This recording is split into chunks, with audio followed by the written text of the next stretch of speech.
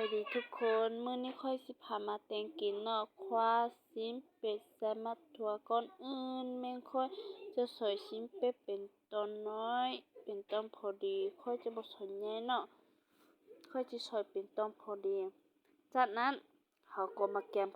เครื่องหอมอีหยังเนาะเราจะซอยเครื่องหอมไว้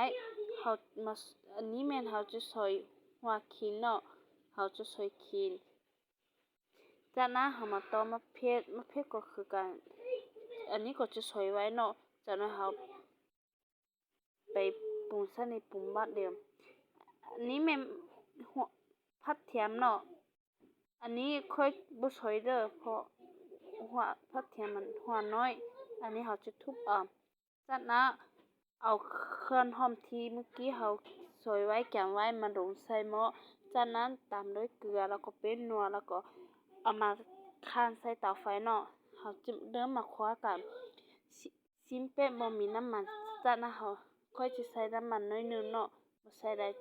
เพราะบ่ให้หม้อไหม้เนาะเพราะบ่ให้ซิมเป็ดติดหม้อใส่แต่น้อยเดียวจากนั้นคนคั่วจนซิมเป็ดสุกซะนี่ค่อยจะเติมน้ำไปน้อยนึงจากนั้นค่อยจะใส่มะถั่วยำบ่ใส่น้ำเส้นยำมะถั่วบ่สุกเนาะจากนั้นปิดฝาไว้แล้วก็เราก็มาต่อที่มะถั่วของเราอันนี้ก็ค่อยจะซอยเป็นตอนน้อยบ่ซอยเป็นตอนใหญ่จากนั้นเราซอยได้แล้วมาล้างน้ำเนาะบ่ละอันนี้เราจะมาล้างน้ำมะถั่วแล้วก็เรามาต่อหม้อเอามะถั่วที่เมื่อกี้ซอยไว้เอามาลงใส่หม้อเอาลงหม้อแล้วซะนี่เราก็มาคนพอให้เครื่องปรุงอิหยังเข้ามะถั่วจากนั้นเราก็คนแล้วเรามาปิดฝาหม้อไว้อันนี้มาบนตอนสุกแล้วเนาะอันนี้เนาะสุกแล้วเนาะอันนี้หน้าตาจะออกมาเป็นประมาณนี้เป็นตาแซ่บบ่มาเด้อกินข้าวนำกันบ่แซ่บแซ่บบ่แซ่บแซ่บ